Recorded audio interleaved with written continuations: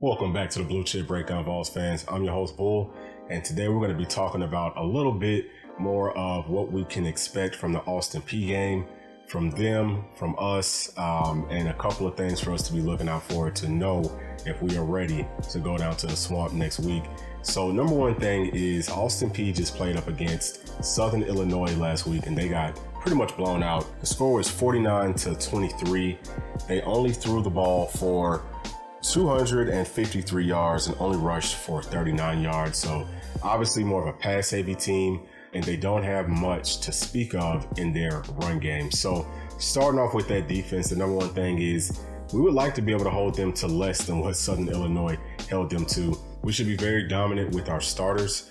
First off, obviously starting at the linebacker position with Keenan Pili being out, we want to see how they look. We know what Aaron Beasley gives us. Don't expect him to see too much playing time. I think that for most of the starters, outside of probably Elijah Herring, should only see maybe 20 to 25 plays at the most out of those guys. Just want to get out healthy, get them some good practice reps, maybe a couple of coaching points to speak to in film session, and that's pretty much it. So expecting for Aaron Beasley to play well. I think that Herring is also going to play well. You just want to see him being in the correct spots, knowing where he's supposed to be, looking really good as far as his fundamentals, tackling, getting off blocks. If he blitzes, you want to see him being able to get home on those blitzes, things like that. Now for that front four, you want to see them be very dominant. I'm talking about across the board. Would expect to see several sacks. Now I haven't seen any of Austin Peay's film, but I'm just going to expect that we're going to see a whole lot of short passing game. So may not be a lot of opportunities for those starting front four, or, for the starting four to however many 6 or 7 guys to really get a whole lot of sacks. But, you definitely want to see them being dominant, pushing offensive line off of the line of scrimmage and, playing on the opposite side of the football for the entire time that they're out there. With that secondary, I think that they will be tested. Again, I expect to see a lot of short passes to the outside. I want to see cornerbacks getting off blocks. That's something that Haddon, has been pretty good with. Looked pretty good with that last week. Coming up, making sure tackles. We all know that, Slaughter is a guy. He's done really well with that. Want to see them looking really good in pass coverage. Not quite sure what defense they're going to be playing mostly, or, what coverage they'll be playing, but it's going to be really basic. So if this is a team that we can get away with just playing like a base cover 2 and maybe some cover 3, something like that, we'll play that for most of the game. Or, if it's a team that we can play man against, you'll see that for most of the game. We should be dominant in any coverage that we play. Now, one thing that I will caution against is playing man and putting some bad film out there. You don't want, if you know that you've got a couple of guys that are a little bit weak in man-to-man coverage, I don't think that you want to put that film out coming into a big game week. So may not see, those starters necessarily playing in positions where they're kind of weaker at. I don't think that we would want to practice that in this game. That's something that you want to kind of practice behind the scenes so that the other team doesn't have any film on it to try to take advantage of those situations. And outside of the starters, man, the biggest thing is going to be what those backup linebackers look like. So, you got Arion Carter, who obviously is going to get some rotation. I think maybe just a little bit with that starting group if need be, but probably not. I think we'll mostly see him in that second group, and you can expect for him to get a solid amount of playing time, probably I would say 30 to maybe 35 snaps. I think he played about 18 last week, so close to maybe doubling that this week. He has to get in game shape, and he's a guy who you want to get as many coaching points into as possible from game film. So probably we'll see him, in a lot of different situations. We want to see him in pass coverage. Obviously we want to see him fitting into his run lanes, run fits and making sure tackles. That's going to be the really big thing for all of these younger guys. You want to see them, again, fundamentals need to be really crisp, really clean. Jeremiah Telander is another one who we can expect to see a lot of playing reps from. Obviously Perry, we'll see him a bunch. I think that in that second group will probably be Arion and Perry. You'll be seeing Jeremiah Telander rotating in. Jalen Smith is another one. Got to see, how he's going to look. This will be our first chance to really see him, in some live game reps. So hopefully everyone knows what they're supposed to do, and they look dominant doing it. I don't expect for those guys to give up a ton of yards or a ton of big plays, but if they do, guys, just understand that that's just a coaching point and it's a teaching point, so that we won't have those same mistakes if they have to get thrown into the game next week. Arion Carter most definitely will. He's gonna be playing down in the swamp, so he's gonna be the main one for us to be looking out for and seeing how he performs. Now, moving into again, what I think is another really big part of this defense is our second and third string in that secondary. I think that we need to find at least one more good solid corner, if not two. I think that Ricky Gibson is the probably best guy outside of Haddon and outside of Slaughter playing corner. I just think that he has looked phenomenal in coverage from his high school film, and even in preseason, he's just, he's been really, really consistent, really solid. We've heard a lot of great things about him. Jordan Matthews is a tall, rangy guy. I think he's got a lot of upside. I wouldn't mind seeing us trying to work him in some at the star position. I think that he could really benefit this team there. And I think that it would benefit him a lot too to get some reps there. As he continues to fill out, I think that he could be just an absolute stud there. So we'll see if he plays corner, if he plays nickel, if they try to mix that up. But those are two guys to most definitely be looking out for. Obviously, Turrentine, he's a guy that we're hoping will look a little bit better than he did last week at safety. He didn't necessarily look like he was always in the correct positions. Obviously, there's coaching points after every single game, and we're, just again hoping that he has corrected those issues, because he's a guy that we're gonna need a lot from throughout this entire season. Turnage looked really good playing star last week. Hoping that he can step up again and just continue to show us that same type of getting off blocks, getting to the ball fast, making sure tackles. You want to see these guys looking really good in coverage, staying on top of routes. They may get beat on some short dink and dunk stuff, but just don't get beat deep. Don't want to see any of that. Austin Peay threw 2 interceptions last week. We'd like to see us get 2, maybe a pick 6. We'd like to see us score on defense, either from, it doesn't matter if it's a fumble, if it's a pick. I would like to see us score a couple of times on defense. Score some or once at least with that first group, score some with the second and third string guys, and just see these guys continue to play with that speed and with that passion. That front four, same thing with the starting front four. You want to see them being dominant, pushing offensive line, 3-4 yards into the backfield off the snap, maybe making some sacks, batting down some balls, just making plays. You want to see these guys flying around and just looking really comfortable. You want to see a lot of guys talking, letting each other know what's going on. You want to see guys celebrating, things like that. You just want to see them look like they are excited and geared up to go get after Florida. So moving to the other side of the football on offense, again, we're going to be really, really bland here. I don't expect us to show too much of anything. I don't think that you can waste your time necessarily trying anything new.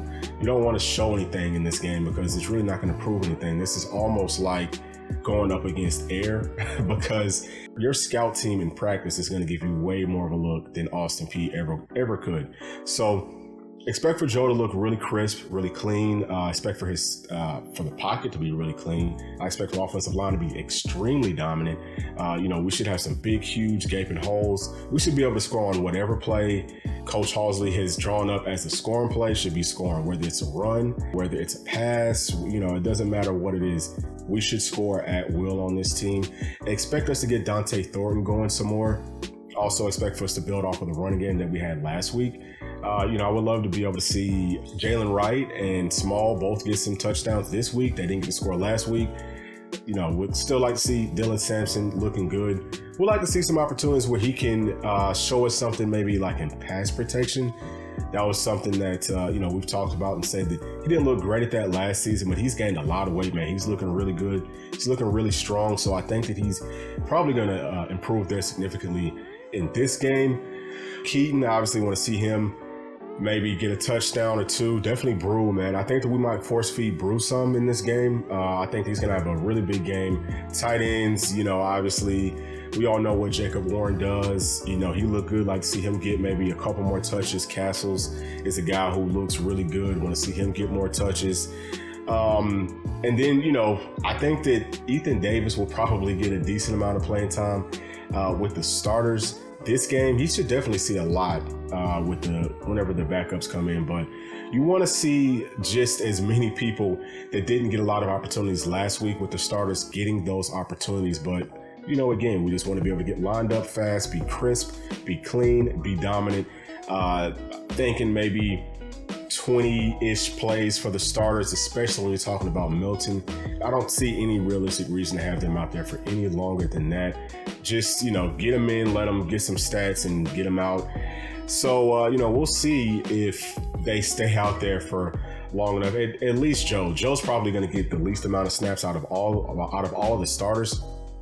And with those other guys, they may get to work in some with Nico, just to kind of like get their stats up, maybe get them some extra burn. But if they go anything past 20, it's maybe 25. It's not going to be much more than that.